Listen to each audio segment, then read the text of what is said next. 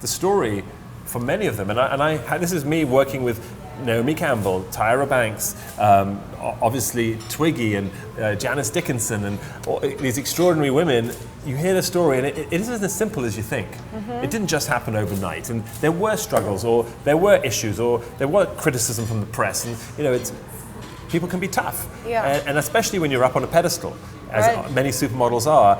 People are often there to try and knock you down.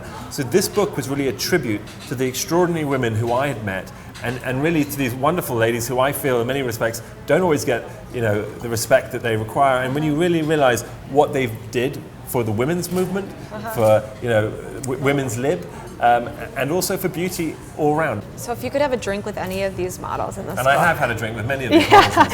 Who would it be? Maybe that you haven't had a drink with yet, or maybe someone you did and it was fun, so you wanted to have another drink with them. Well, I think if I could go back in time, I'm good friends already with Christy Turlington and Naomi Campbell, but to get Linda Evangelista, Naomi, and Christy back together again in the Trinity, as they were known in the early 90s, and to witness that moment of the fun and the craziness they had. Let's see if we can find a shot from that moment, because it really depicts. Because there's Naomi, and there's Linda, and if we get here's Christy. But look at those ladies. Like the fun that they were going to have at a bar. I want to come to that drink. We know. We all want to go to that, have a drink with these ladies at that moment. Yes, oh my gosh. Speak no evil, hear no evil, see no evil. But these ladies, they weren't evil, but they were a little devilish once in a while. What's the last romantic thing you did for your wife? Even if it's something small. I think just simple things like buying flowers and cooking dinner are important. I think it's, the big gestures are always wonderful and exciting. But I feel that romance, the important thing about romance is it's not something that you turn on and you turn off. Romance is a part of your life. And I feel that, again, 21 years of being together, I'm so excited every time I get to see her. I'm excited when she comes back from the gym. I'm excited at the end of the day. And I feel, for me, the most romantic time sometimes for me is when I wake up in the morning or when I'm coming back from the gym and I see her asleep in the bed, and I just see her, at that quiet, peaceful moment, and that's the most beautiful thing. And just to give her a little kiss on the cheek, just to wake her up with a cup of tea, that moment is special for me. And you guys met when you were young.